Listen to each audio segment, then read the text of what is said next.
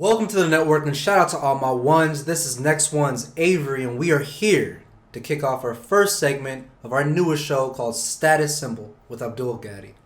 On Status Symbol, we'll discuss stories, experiences, essential needs from your favorite basketball players and creatives in the space. Here's a little background about myself and how I knew about Abdul Gaddy.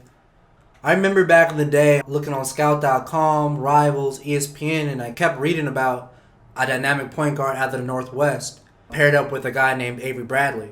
They weren't, overly tall and I could see a lot of what both they did in my game. Obviously, I kept up with what Abdul was doing on the court and so did the rest of the country. So I'm really glad we have time to talk about his career and his current status. For our listeners that don't know about Abdul Gaddy, in 2009, Abdul was ranked the second best point guard in that class coming out of East Tacoma. The first ranked point guard ahead of him was a guy named John Wall. Abdul is a former McDonald's All-American, and he was selected for the Jordan Brand Classic game as well. He pretty much achieved everything you would like to do as a high school athlete, looking forward to the next level. Last season, he finished with the OKC Blue, which is the G League affiliate of the Oklahoma City Thunder, and is one of the few prospects that he's witnessed the G League transform over the years from the Iowa Energy, for what we know as today as the Maine Red Claws, to where he played last 2 years with the Oklahoma City Blue. So Abdul, how did last season go for you? Welcome to the Next One's Network. This is Next One's Avery. I'm here with Abdul Gaddy. Big fan. As I mentioned before, we started the interview.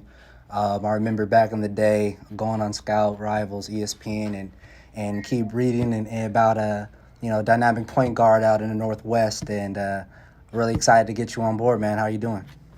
I'm good, man. Thanks for having me. I appreciate it. Awesome, man. So for all of our listeners that don't know who Abdul Gaddy Jr. is, 2009 he was a second-ranked point guard behind John Wall out of East Tacoma.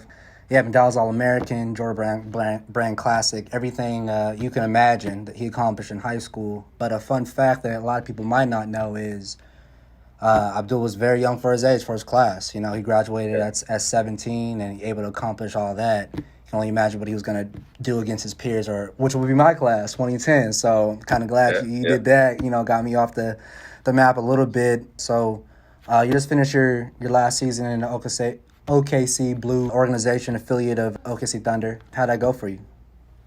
It was good, man. It's a great organization, one of the best in the G League for sure. Just the whole Thunder Blue organization is like really high level. They treat their people amazing. I learned a lot, not only just as a basketball player, but just as a whole, like as a person, how to just take care of my body, the good people that were around and them investing into you and learning different things like that. So it was overall a great experience. Awesome. Yeah, it sounds like they're really into holistic coaching and things like that. You just wrapped up your seventh season as a pro. How would you describe, your progress, last season? I know you had a game that you dropped 20 assists. You have the label and the title as being a true point guard, a real general. Do you agree with that statement about your game? Yeah. I mean, however they want to describe it, I just try to be the player that I am, which is like I'm a coach on the floor. I like to think that I see like a couple plays ahead, but really my sole objective on the floor is, one is to help the team win at all costs, and two is to generate as many shots for our team as possible, especially on the offensive end, and defensively be as functional and be competitive on that end, so that I'm basically leading my team and leading the players that are on the floor in all capacities that I can. So 20 assists those type of things just happen when you're just trying to generate shots. Like, I'm just trying to help guys get as many shots as possible, whether I'm open or they're open. But as a team, we're just trying to put as many points on the board as possible every game. So I always try to think of it as that. Yeah, 100%. And you've had a lot of experience in that fast type of play style. Obviously, we already talked about your high school career in 2009. I believe you committed to Arizona, decommitted, and then committed to Washington. And I believe, knowing a little bit more about Romar and how he plays, he likes to get up and down the court. So you're definitely vetted in that space. And in addition to that, improved your shooting last season and season by season. Anything you want to, give out any secrets or shout out to anything that you've done differently, or you think this is part of, staying down and part of the process? It's definitely a part of the process, that's for sure.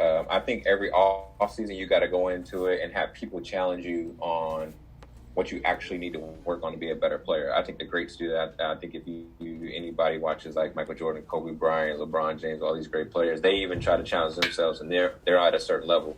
They try to challenge themselves to be at a higher level. So I think every player, no matter who it is, should try to do that. And I know for me, I always try to challenge myself with shooting. I had a shooting coach this year who helped a lot, just with like little things. He liked my shot, and then he just tried to gave me some little nuances. But each year you try to find ways to be more consistent. Yeah. Like you're just trying to find ways like, man, how do I help myself shoot a higher percentage and be more confident shooting? And that's in anything that you do. So I think that helped a lot. And just when I worked out, was trying to just be more consistent and more like focused on how do I make more shots with less shots. You know what I'm saying? Got it. Be more efficient. Yeah, exactly. Less is more is always a good statement to go by. I know you touched on progression and part of the process and a challenge. After doing a little bit of research on you, I know you skipped a grade when you were younger and wanted to challenge yourself in a classroom. Do you think that's kind of where it stems from, or it's just part of the Hooper life and wanted to be the best and having that competitive greatness? A little bit of both. My parents kind of instilled that into me early, and that's a lot of reason why I never got held back or anything. I skipped a grade when I was younger, and I just kind of was a little advanced when I was real little.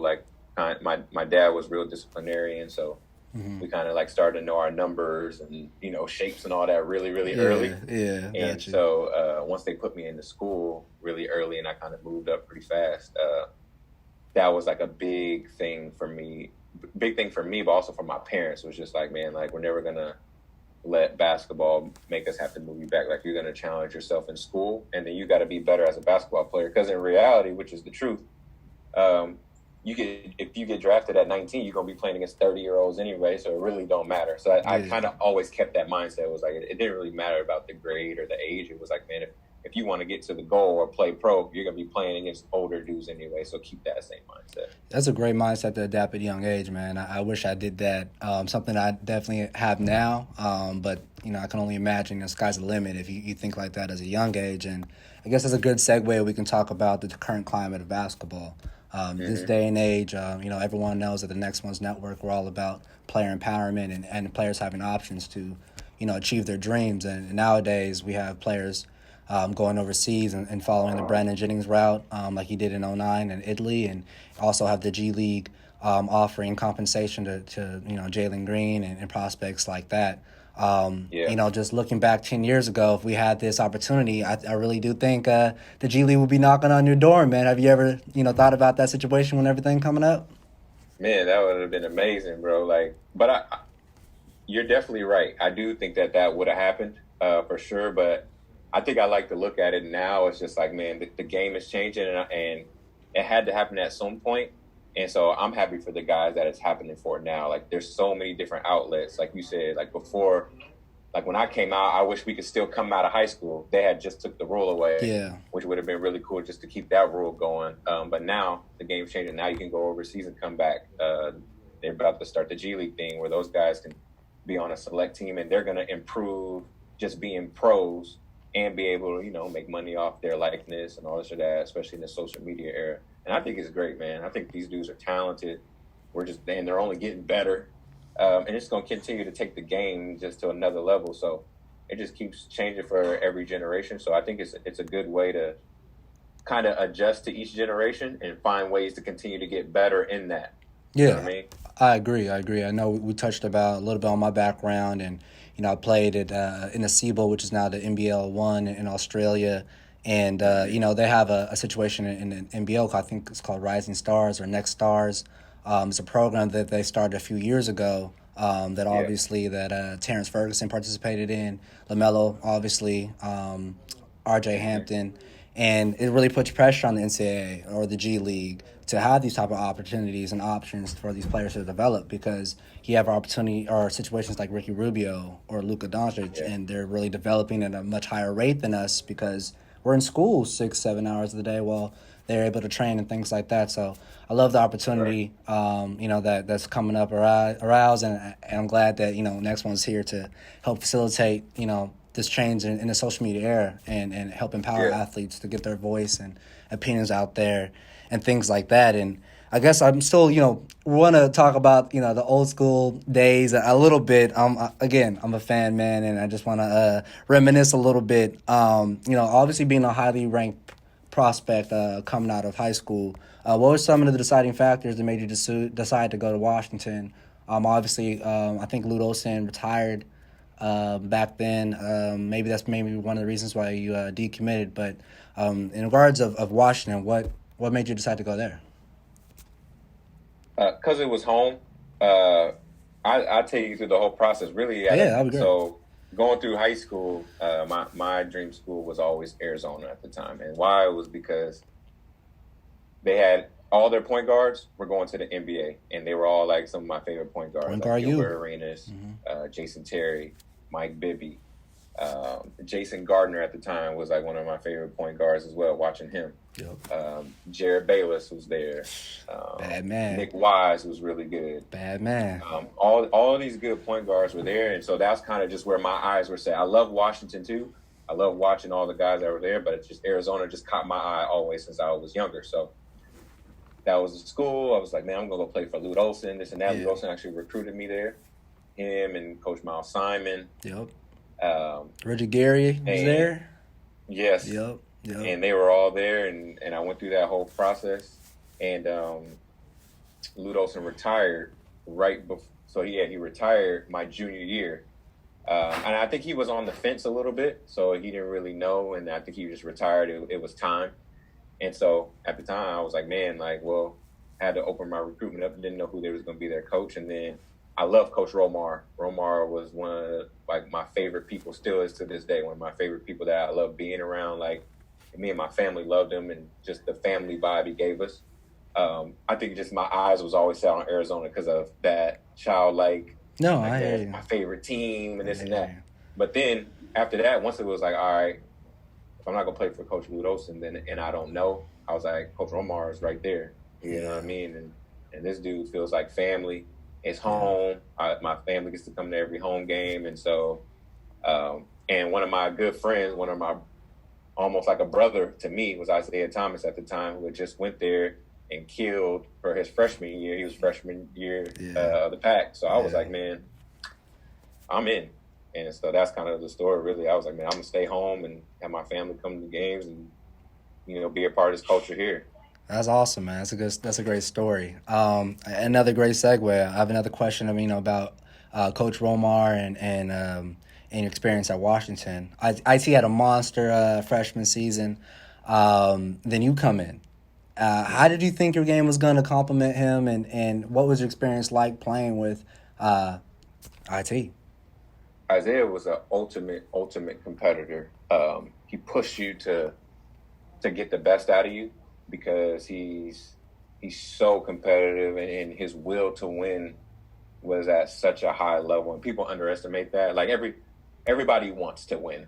I don't think you go into a game like, oh, I don't want to win, but his was he was one of the first people I ever was been around that I was like, okay, he wants to win at all costs, and it was it's gonna ruin your day if you don't win on his team. That's how it felt. That's how high level of a competitor he was, and he worked at it too. You had to respect it. It was almost, I had never really been around Kobe Bryant like that, but you would think something like that. It was man, when you get around this dude, you have to raise your game. Yeah. And he was just that type of player. And I was young too.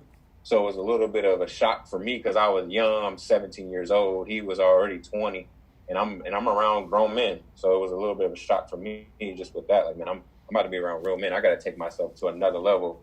And people underestimate too.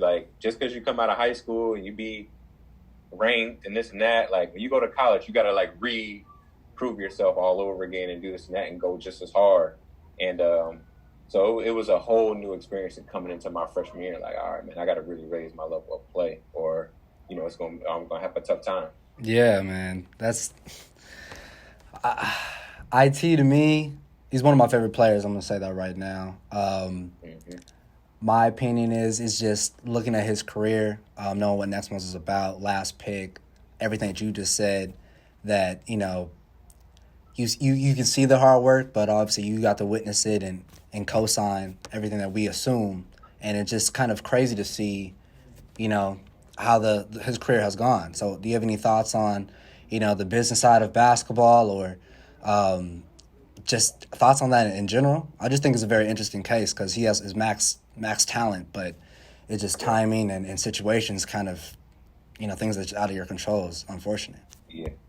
I would say, man, like the business is the business, man, and it works in so many different ways. And I think when you put it the most simplistic way is that business works in numbers. Whatever is going to bring those dollar amounts in, and however they see at the top that functions, that's what they're going to do. So, so that's just business. It has nothing to do with the player or anything like that. You would think so, but it doesn't. It's just like, man, this is business, and then this is hoop. And I think Isaiah does a really good job of, like, he doesn't let that business side affect him. He just plays, and he is who he is. And that's what people love about him, is that he's so real. He's so down to earth. Yeah. And you have to respect him because he goes so hard at what he does. Like, this is a dude that I've seen, like, help me. He's helped me so many ways, and probably ways that he don't even know. Like, just watching him and knowing, like, this dude would really get up at 5 a.m. and go work on his game and go work on his shot, and be diligent about it every day. Go shoot late at night. Like, run stairs. Like, he told me a story about when he was in Sacramento and he wasn't really playing. He was the last pick. And he was like, man, bro, I wasn't playing, so I just started after practice. I probably wasn't playing, so I would just go run the stairs in the arena, just to make sure I was ready, like, in cardio. And he was real about it. Like, he was like, no, I really did that because, like, I wanted to get that work in. Like, I wanted mentally to have an edge, to know, like, when I'm ready, they call my name, which he was. By the end of that year, they called his name and he was ready to go.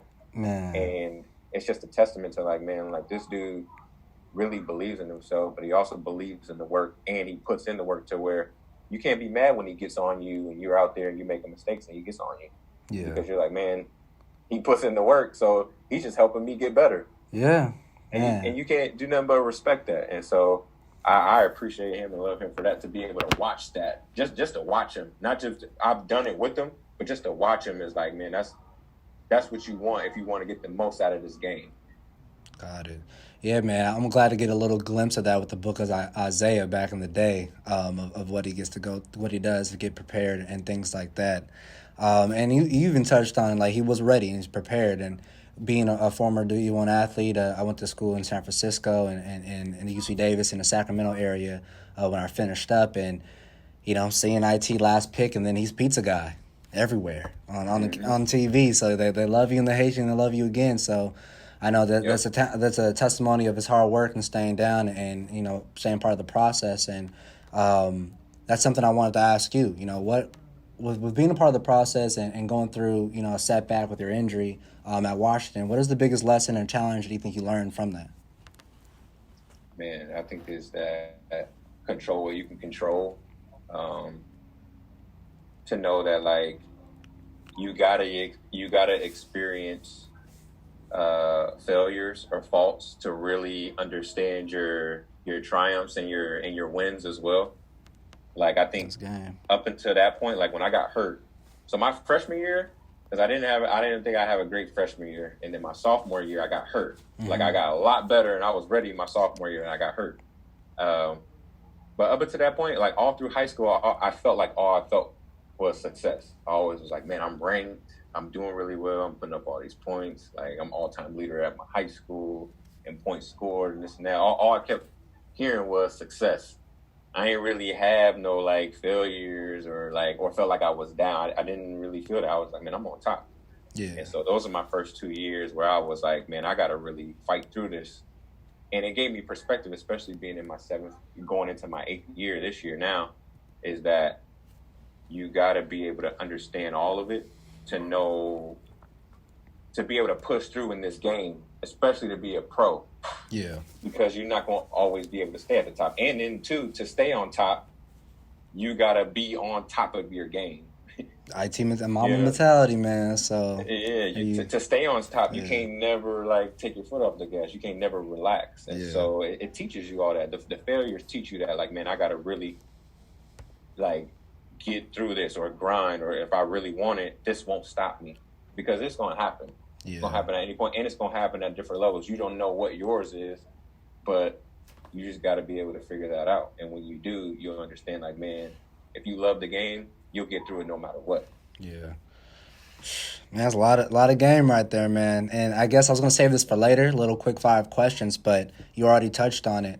With that being said, what does success mean to you? Success to me means, like, one is taking care of your mental, like having peace with your purpose. So I would say, like, man, like, if you really love doing what you're doing, whether that's basketball, whether that's teaching, whether that's owning your own business, whatever it is, it's like you'll walk in your own purpose and be at peace with that. And you'll do it taking care of your family.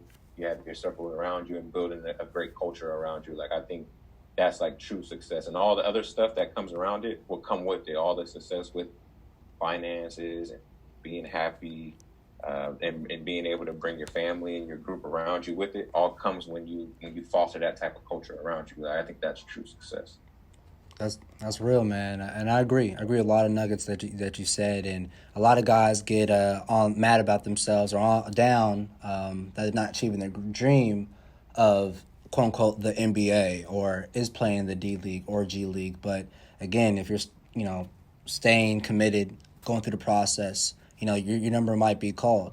So with that being said, if you had experience of playing in the D League back in 2013 and the G League currently with the OKC Blue, so what do you see a difference between playing, or what are the differences? I know there's differences, but what are the differences between playing back in 2013 to today? Back then the NBA teams hadn't invested as much. Like, maybe 1 or 2 teams had invested into it as like they really wanted to. Now every team is investing into it, and I think it helps a lot with the two-way players. Yeah. Because now, one is there's so many D League players that are coming from the D League or G League into the NBA.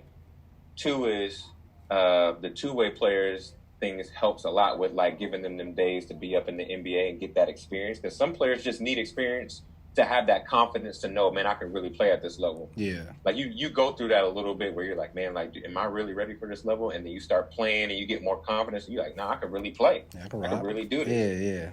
Yeah. And some guys need that. And then 3 is, and I think that this is the truth. I had a coach tell me this. He was like, man, I actually had a GM tell me this. He said, there's more NBA players than NBA spots, which is true. Yeah, and a lot of those guys end up in the G League. The G League is good.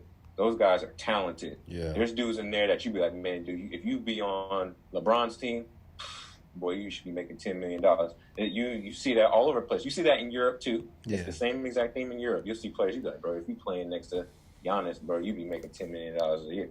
There's so many good players, but there's only so many spots. Yeah. So that once you get the taste of it, you've been around it, you'll start to understand, like, it just may not be your time right now, and you either got to wait for your timing, or it's working out for you how it's supposed to work out. Maybe you're supposed to go over to Europe. Maybe you're supposed to be playing in the G League and grind it through, and then maybe you'll get your shot, because it's happened so many times. And like a dude this year I had was Lou Dort. He was a two-way player for the Thunder. Yeah. Canadian. And I'm not sure if you watched him, but this dude Tank was with us all beginning of the year. He was with us the whole time, improving, working on things. He's a tank. He's strong. He's a great defender. Has some things to work on the offensive end. This dude went up to the Thunder and started starting games. I think he's still a starter. Yeah, still a starter. Yeah. He's their best defender. He goes in there and he locks up, and he guards Damian Lillard one night. He guards Donovan Mitchell one night. He guards CJ McCollum another. He guards Steph Curry. He guards Jason Tatum. Yep. And they trust him enough to where they're like, man, we're gonna put you on the best player every night. But he grinded in the G League, and then they groomed him a little bit, and then he was like, man, I could really do this, and he started hooping. And a lot of players are like that. Yeah. And so you just gotta understand, like, man, you either gotta wait for your timing, and you gotta wait for a spot to open up, and when your time does come, you gotta be ready. That's the IT story. Same thing. He's ready to go, and then. You know, that's all she wrote. Yeah, my little side nugget on that. I have seen Louis Dort play in person, Arizona versus UCLA. We're out here based in Los Angeles, and man, that guy can go. I was shocked. I believe he went undrafted, and I was like, man, how? Like, crazy. Right. And then we, again, we're talking about how much talent there is in G League, let alone the world. And with that being said, without your days, in the G and D League. What player, past or present, really stood out to you? Like, dang, that dude needs to be on the NBA roster, like, tomorrow, like yesterday. Is anybody in particular? Anyone you want to shout out? Ooh, there's so many, bro. There's so many that I came across that was like, man, this dude should be in the NBA. Like, and I think we all give each other props because we all understand. The dudes that you come across, they all understand and know, like, bro, we know you should be in the NBA. I have dudes tell me that. They're like, bro, you just got to wait for the right team, right spot, this or that. But there's literally so many, man. Like, the first dudes that come to my mind are, like, Des Wells from Maryland. Rocket athlete. This dude could be one of the best athletes in the league. High-level scorer, like, can get after it. Scotty Hobson, who I think he's been in the NBA. Like, he's had some 10 days, this and that, but I think this dude can score with the best of them in the league. Mm-hmm. Chris Wright, who went to Dayton, elite level athlete, and does whatever it takes to win. I had a pleasure of being around him for a good amount of time. Man, there's literally so many, man, that I've come across that I was like, man, this dude, like, I don't understand how, but. Like I said, that's just the business. It's the numbers game, and you're like, man, if it worked out in your favor, you could do exactly what such and such is doing. Mm-hmm. Richard Solomon, who went to Cal, would be perfect next to Chris Paul. He'd be perfect next to Chris Paul. Like, I played with this dude for a year. Like, I was able to average, like, almost 10 assists just because of him. Because I was like, man, this dude's a lob thrower. I could just throw it up anywhere. He's going to catch it. He's a pogo stick. Man, you play with CP3, bro. You're going to be lit. He going to get you paid. I would tell him that all the time. So there's a lot of players like that, man. It's just, like we said, it's about timing, and if it works out in your favor, and then taking advantage of that shot. Yeah, man. Shout out to Price High School, man. Solo. I guess I want to wrap it up a little bit and talk about, your current state. I know you just signed a contract earlier this month. You want to, break it to our fans on Next One's Network, where you're going to be playing next season and what we should expect from you. So I'll be playing in Peristeri, Greece. It's a Champions League team, Greek League team, a really good team. It was a great deal.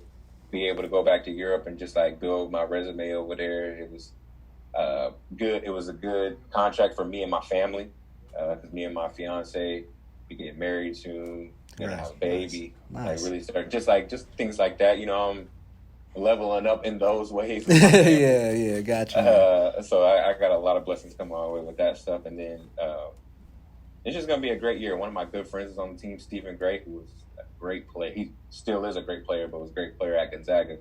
He's been killing it over there. I know Stephen Gray is. And they got a really good team. They did well last year, so I'm just excited to get there, work really hard, and just continue to improve. Like, that's my main goal. Is I'm 28, gonna be 29 next year, but I'm still trying to find ways to continue to improve and get better and extend my career and play as long as I can, so that when I'm done, I can be able to give this game to the next young person and to my son one day and be like, hey man, like all the trial and tribulations that I went through, and they may be different for you, but anything and everything, because that's just what the game. That's what it takes. Exactly, man. To get to play at this level and to do it for a living, it's a blessing. Yeah, you gotta aspire to inspire, and I love that you're talking about your legacy in basketball and bringing what you learn to the next generation, and that's what we're all about, is, you know, giving game and helping opportunities, and, you know, just having this opportunity to pick your brain and see what your experience was like for, you know, as a, you know, top-rated point guard, you know, to decommitting, committing, you know, G League, NBA experience overseas. You're very vetted and seasoned, so I'm sure this interview and this take is going to help a lot of people with their journey and what they have going on, and we're definitely going to, you know, look at your footage and get a lot of content on you when you're in Champions League. I'm glad that Stephen Gray is one of your teammates, man. I played against him. I'm with USF, so he was at Gonzaga. Had the pleasure of guarding him, man, so I know he's a bucket, and crazy to see people are still hooping, man. So that's awesome. One thing that I do want to talk about and ask you before we bounce is, what's 3 essential items that you cannot live without? Ooh, 3 essential items that I can't live without. 3 essential items. Ooh, a basketball, for sure. Okay, that's one. All right, perfect. A basketball, for sure. I would say that. I would say probably my phone, just because I do a lot on there. Like, I talk to my family. I'm watching a ton of basketball videos. Like, that's what I do all the time. My fiance gets on me about it all the time, like just watching little random videos. Yeah. But we both do it. We love. She's a softball player, so she does the same thing. So, but I do everything on there. Talk to family, videos, you know, do this or that. So probably my phone, and then, man. Other than that, I know it's a tough. That's why I leave it last, man. Yeah, Yeah. last one, man. Ooh, this is a tough one. You know what? I say maybe coffee. I'm starting to be a big coffee. Once I started playing in Europe, I became a big coffee drinker. Overseas changes people, man. And I love it, man. I love finding different places, trying out different places, the different flavors of coffee and stuff like that. So I would say coffee. Awesome, man. Well, thanks for talking with us, and we're looking forward to, and like I said, keeping our fans and your fans updated with content, and expect big things from us and you. So make sure to follow Abdul at nextones.com. Hit that follow button. Make sure to stay up to date with the stats, highlights, and all basketball content. Your number one source for basketball. All right, man. Let's see. Oklahoma City cut it to 1, 93-92. Here's Gaddy gets a 3-point shooting and points in the paint. Play now in the quarter. 10-point lead. Gaddy. For Alexander in double figures with 10 points. First Skyforce player double digits. Here's Gaddy. We were worried about Edwards. He went off at halftime really gingerly. He's coming off missing 5 games with a hip. Gaddy may have gotten away with a little push game to a new career high. That pass is touched, but Gaddy able to control it, launch a 3. And Oklahoma City can cut it even more. Gaddy, hesitation dribble, now drives right to the paint off the glass. Good!